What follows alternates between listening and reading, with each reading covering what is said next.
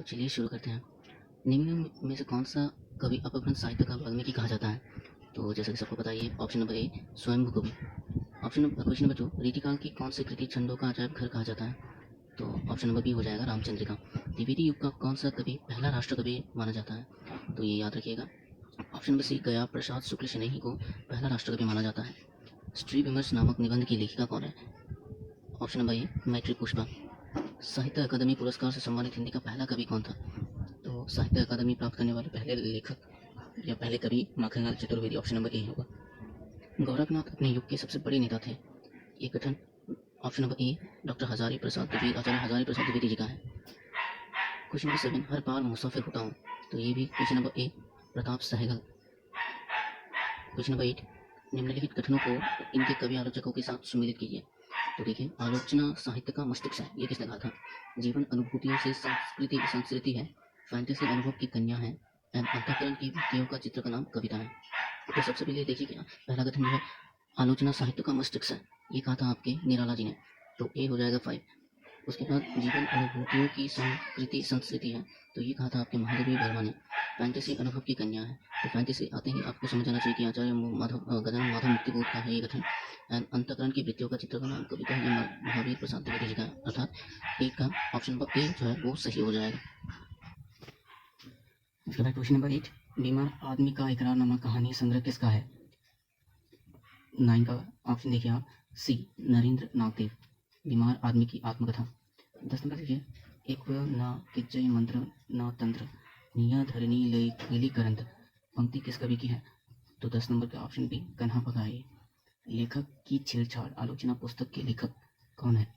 तो 11 का option number 1 Kashinath Singh.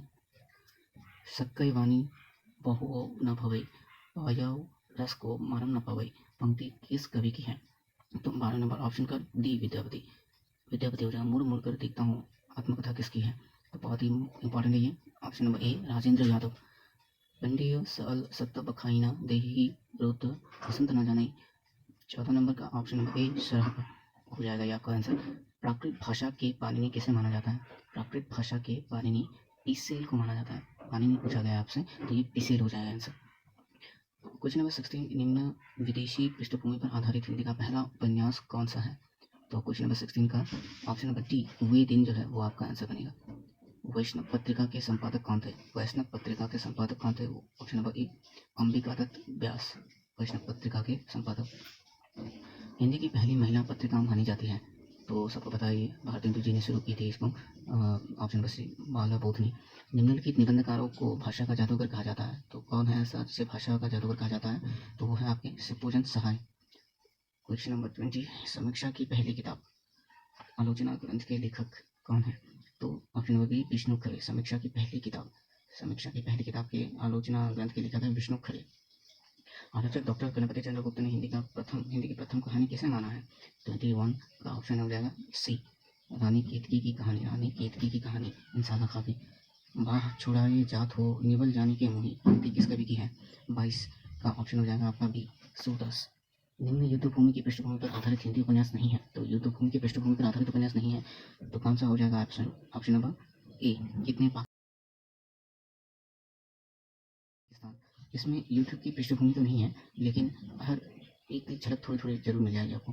उसके बाद की 24 का है कि प्रकाशन वर्ष के अनुसार इन उपन्यासों को सही अनुक्रम में लिखना है। तो सबसे पहला देखिए कौन होगा? 24 का ऑप्शन होगा डी अंतिम आकांक्षा, शेखर एक जीवनी, दिव्या और मृगनयनी।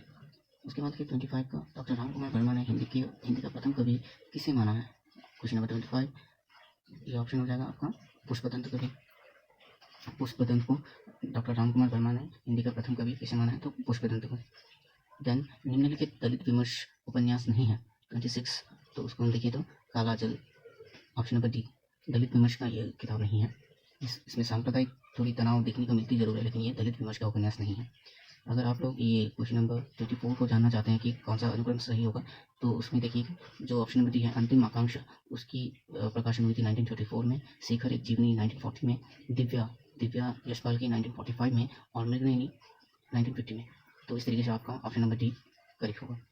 उसके बाद देखिए तो 27, बाल सखा पत्रिका के संपादक कौन थे? मतलब प्रथम संपादक कौन थे? 27 का क्वेश्चन नंबर 7 का डी ऑप्शन देवी दत्त शुक्ल, देवी दत्त शुक्ल होगा आपका आंसर। बाल सखा पत्रिका के संपादक देवी दत्त शुक्ल। निम्न हिंदी का प्रथम जासूसी पत्रिका कौन सी है? तो जासूसी पत्रिका कौन सी है? ऑप्शन नंबर 28 का सी गुप्त कथा। नाम से ही पता चलता है कि प्रथम जासूसी पत्रिका है गुप्त कथा। 29 सरस्वती पत्रिका के अंतिम संपादक कौन थे? इसमें ध्यान रखिए कि अंतिम संपादक पूछा है, तो 29 का ऑप्शन नंबर ए हो जाएगा निशीथ कुमार, निशीथ कुमार रॉय, निशीथ कुमार रॉय, यह उनकी सरस्वती पत्रिका के अंतिम संपादक बने रहे। कौन सी पत्रिका का संपादन राजा राममोहन रॉय ने किया है?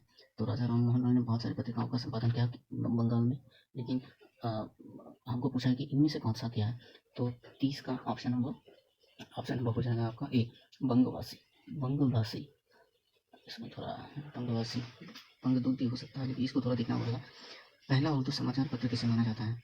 पहला उर्दू समाचार पत्र किसे माना जाता है? जाए ए जहांनामा, option number A. Doctor Hazari Prasad Dwivedi ने हिंदी प्रेमाख्यान परंपरा की पहली कृति किसे माना है? 32 ऑप्शन नंबर सत्यवती कथा को, ऑप्शन नंबर बी सत्यवती कथा। कौन सा कवि सम्मेलनों के बादशाह माने जाते हैं? तो बहुत ही अच्छा क्वेश्चन है कि कौन सा कवि सम्मेलनों के बादशाह माने जाते हैं? तो गया प्रसाद शुक्ल शनि, गया प्रसाद शुक्ल शनि आपका होगा ऑप्शन। हिंदी का निबंध सम्राट किसे माना जाता है? तो ये बहुत ही आसान सवाल है कि डॉक्टर आचार्य रामचंद्र शुक्ल जी को हिंदी निबंध सम्राट माना जाता है। मिथक या आलोचना का प्रवर्तक कौन है? तो मिथक या आलोचना का प्रवर्तक डॉक्टर रमेश कुंतर मेघ है। 37 कौन सा यूरोपियन विद्वान ने तुलसी साहित्य पर कार्य नहीं किया? कौन सा यूरोपियन विद्वान ने तुलसी साहित्य पर कार्य नहीं किया?